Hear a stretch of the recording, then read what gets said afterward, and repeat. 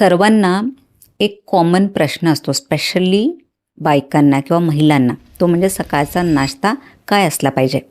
बघा, सकाळचा नाश्ता म्हणजे फक्त जेवण नाही, ते आपल्या पूर्ण दिवसाची ऊर्जा किंवा आपली लक्ष केंद्रित होण्याची क्षमता, त्यानंतर आपल्या शरीराचं मेटाबॉलिझम, हे सर्व डिसाईड करत असतं.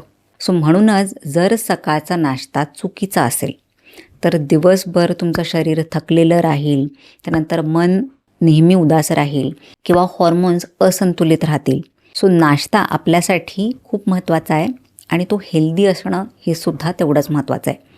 सो आज मी तुम्हाला सांगणार आहे 5 वाईट नाश्त्याचे पर्याय. म्हणजेच हे काही जे पदार्थ मी तुम्हाला सांगणार आहे ते जर तुम्ही खात असाल तर हे तुमच्या आरोग्यासाठी घातक असणार आहेत. आणि हे जे पदार्थ ॲक्च्युली जे मी सांगणार आहे, बऱ्याच घरांमध्ये हेच पदार्थ असतात. म्हणूनच आजकाल हॉर्मोनल इम्बॅलन्सचा त्रास किंवा डायबिटीज, ओबेसिटी असे जे आजार आहेत ते खूप कॉमन होत चाललेले आहेत. सो हे जे काही पदार्थ आहेत हे का खाऊ नये हेही तुम्हाला मी सांगणार आहे आणि हेल्दी नाश्त्याचे काय पर्याय तुम्ही निवडले पाहिजेत ह्याबद्दलसुद्धा तुम्हाला मी सांगणार आहे.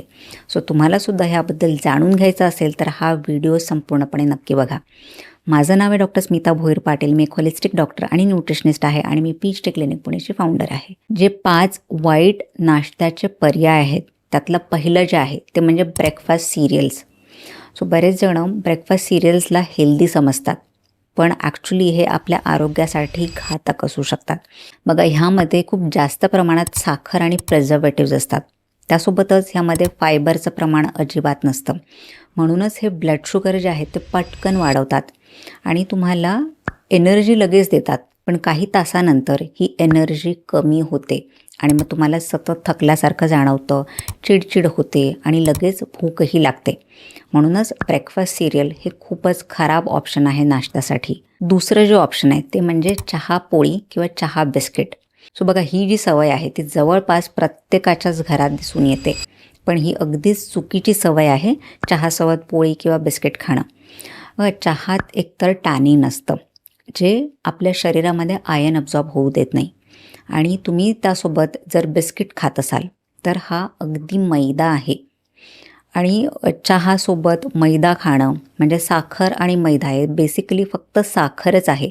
ह्यामधनं तुम्हाला काहीही पोषण मिळत नाही. आणि जेव्हा तुम्ही ह्यासोबत पोळी खाता त्यामध्ये सुद्धा प्रोटीन जास्त नसतात किंवा फायबरही नसतात. सो बेसिकली चहा चपाती किंवा चहा पोळी खाणं म्हणजे फक्त कार्बोहायड्रेट म्हणजे कॅलरी खाणं असंच झालं. सो ह्यामध्ये सुद्धा काय होतं, वजन लवकर वाढू शकतं. काही लोकांना चहा चपाती किंवा चहा बिस्किट खाल्ल्यानंतर ॲसिडिटीचा त्रास होतो. पचन जे आहे ते मंदावतं आणि हे खाल्ल्यानंतर काही वेळाने पुन्हा भूक लागते. क्रेविंग्स ज्या आहेत त्या वाढून जातात. सो कुठे ना कुठे ह्याचा आपल्या शरीराला काहीही फायदा होत नाही, इनफॅक्ट नुकसानच होतं. म्हणूनच चहा चपाती किंवा चहा पोळी हे अजिबातच खाल्लं नाही पाहिजे. त्यानंतर तिसरा जो पदार्थ आहे ते म्हणजे पॅकेट फ्रूट ज्यूसेस. सो बऱ्याच फ्रूट ज्यूसेसच्या पॅकेट्सवर लिहिलेलं असतं 100% फ्रूट ज्यूसेस, पण बघा हे अगदी साखरेचं पाणीच आहे. ह्यामध्ये फ्रूट ज्यूस असतात पण ते खूप कमी प्रमाणात असतात आणि ह्यामध्ये इवन फायबरसुद्धा नसतं. त्यामुळे जेव्हा पण तुम्ही असे पॅकेटमधले किंवा इवन घरी बनवलेले सुद्धा फ्रूट ज्यूसेस स्पेशली जर तुम्ही गाळून पित असाल तर ह्यामध्ये फक्त साखरच तुमच्या शरीरामध्ये जाते आणि अशी अगदी डायरेक्ट केलेली साखर जी आहे ती इमिजिएटली ब्लड शुगर वाढवते, तुमची इन्सुलिनची पातळी वाढवते. आणि असे फ्रूट ज्यूसेस जर तुम्ही खूप रेग्युलरली घेत असाल तर तुम्हाला इन्सुलिन रेझिस्टन्सचा त्रास होऊ शकतो आणि तुम्हाला फ्युचरमध्ये जाऊन डायबिटीस हा आजारसुद्धा होतो. त्यामुळे बघा, फ्रूट ज्यूसेस जे आहेत ते सुद्धा आपल्या शरीरासाठी खूप घातक आहेत. तुम्ही हे घेतले नाही पाहिजेत. जर खायचं असेल तर तुम्ही डायरेक्टली फ्रूट घेऊ शकता, पण फ्रूट ज्यूसेस घेणं, स्पेशली जे पॅकेटमधले फ्रूट ज्यूसेस येतात ते तुम्ही घेणं कम्प्लिटली अवॉइड केलं पाहिजे. त्यानंतर चौथा जो पदार्थ आहे तो म्हणजे इन्स्टंट ओटमील.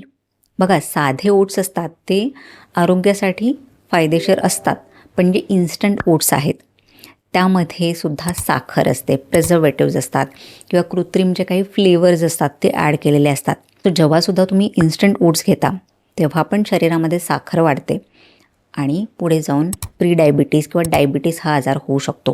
कारण ह्यामध्ये फायबरचं प्रमाण नसतं आणि प्रिझर्वेटिव्ज असतात जे शरीरासाठी घातक असतात. म्हणूनच इन्स्टंट ओट्ससुद्धा तुम्ही नाही घेतले पाहिजेत.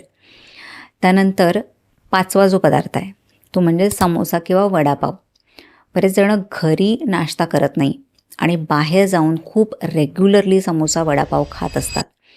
सो दिवसाची सुरुवात तुम्ही हे डीप फ्राईड म्हणजे तेलकट पदार्थांनी करत असाल तर तुम्हाला पचनाचे विकार होतील, तुम्हाला ॲसिडिटी, इंडायजेशन, ब्लोटिंग असे त्रास होतील. आणि जेव्हा असे पदार्थ तुम्ही बाहेर खाता तेव्हा तुम्हालाही माहिती आहे की तेल जे आहे ते सतत वापरलं जातं, त्यामुळे शरीरामध्ये खराब कोलेस्ट्रॉल वाढतं. सो कुठे ना कुठे कोलेस्ट्रॉल वाढणं, हृदयविकार, हॉर्मोनल इम्बॅलन्सचा त्रास, त्यानंतर डायजेशन बिघडणं असे बरेच आजार होऊ शकतात. म्हणूनच नियमितपणे असे समोसा वडापाव खाणं तुम्ही कम्प्लिटली अवॉइड केलं पाहिजे. सो आता तुम्ही म्हणाल की हे पदार्थ नाही खायचे, मग काय खायचं? सो मी तुम्हाला काही हेल्दी पर्याय सांगणार आहे, ते तुम्ही तुमच्या आहारामध्ये स्पेशली नाश्त्यामध्ये नक्की ॲड करा. पहिला जो आहे ते म्हणजे उपमा किंवा पोहे. पण आपण जो नॉर्मल उपमा आणि पोहे बनवतो तसा नाही. सो हा उपमा आणि पोहे जो बनवायचा आहे ते भाज्या टाकून बनवायचा आहे. सो तुम्ही जेवढ्या अवेलेबल तुमच्या घरामध्ये भाज्या असतील त्या टाकू शकता आणि त्यासोबतच मूठभर तुम्हाला शेंगदाणेसुद्धा टाकायचे आहेत. सो हा अगदी एक परफेक्ट नाश्ता होऊन जातो, ज्याच्यामध्ये कार्बोहायड्रेट्स आहेत, त्यामध्ये फायबर आहे आणि प्रोटीनसुद्धा आहे. सो असा जो नाश्ता आहे तो तुम्ही नियमितपणे जरी घेतला तर तुमची ब्लड शुगर वाढणार नाही आणि तुम्हाला थोडंफार प्रोटीनसुद्धा ह्यातून मिळेल. पण लक्षात ठेवा, नेहमी जे आपण पोहे किंवा उपमा जो बनवतो तसा नाही. ह्या उपमा आणि पोह्यामध्ये तुम्हाला भरपूर भाज्या आणि जे नट्स म्हणजे शेंगदाणे आहेत ते जरूर टाकायचे आहेत. त्यानंतर दुसरा जो हेल्दी पदार्थ आहे ते म्हणजे मूग डाळ किंवा बेसनचा चिला. सो बघा, हे सुद्धा खूपच उत्कृष्ट असतं नाश्त्याचं ऑप्शन आहे. सो जे लोक शाकाहारी आहेत, ज्यांना प्रोटीनची कमतरता आहे, त्यांच्यासाठी हे खूपच चांगलं आहे. कारण जेव्हा आपण मूग डाळीचा डोसा किंवा चिला बनवतो त्यामध्ये सुद्धा तुम्ही भाज्या टाकू शकता. सो ह्यामध्ये तुम्हाला फायबर मिळतात आणि चांगल्या प्रमाणे प्रोटीनसुद्धा मिळतं. सो हा सुद्धा नाश्ता जो आहे तो तुम्ही नियमितपणे घेऊ शकता. त्यानंतर तिसरं जे ऑप्शन आहे ते म्हणजे अंडी, पनीर ह्यांची भुर्जी बनवणं. जर तुम्ही अंडी खात असाल तर अंड्याची भुर्जी बनवू शकता, पण जर अंडं खात नसाल तर तुम्ही पनीरची भुर्जी बनवू शकता. सो ह्यामध्ये सुद्धा तुम्ही जेव्हा भाज्या टाकता तर हे सुद्धा एक परफेक्ट मील होऊन जातं, ज्यामध्ये प्रोटीन आहेत, हेल्दी फॅट्स आहेत आणि फायबरसुद्धा आहेत. सो ह्यासोबत तुम्ही नट सीडसुद्धा घेऊ शकता. सो ह्यामध्ये हेल्दी फॅट्स असल्यामुळे तुम्हाला भूक लगेच लागत नाही, शरीरामध्ये रक्ताची पातळी जी आहे ती मेंटेन राहते. आणि जर तुमचं वजन वाढलं असेल किंवा वजन नियंत्रणात येत नसेल तर ते सुद्धा नियंत्रणात येऊ शकतं जेव्हा तुम्ही रेग्युलरली हे खाता. सो हे एक परफेक्ट ब्रेकफास्टचं ऑप्शन आहे. त्यामुळे तुमची ब्लड शुगर नियंत्रणात राहते, तुमचे हॉर्मोन्स बॅलन्स राहतात आणि वजनसुद्धा नियंत्रणात राहतं. त्यानंतर पुढचं जे ऑप्शन आहे ते म्हणजे स्मूदीज. सो तुम्ही नट्स, सीड्स आणि त्यामध्ये बेरीज टाकू शकता. सो बघा, नट्स आणि सीड्स ह्यामध्ये प्रोटीन्स असतात, फायबर असतात. स्पेशली तुम्ही फ्लॅक्स सीड्स, चिया सीड्स हे जर वापरत असाल तर ह्यामध्ये प्रोटीन्स आणि फायबर भरपूर असतात.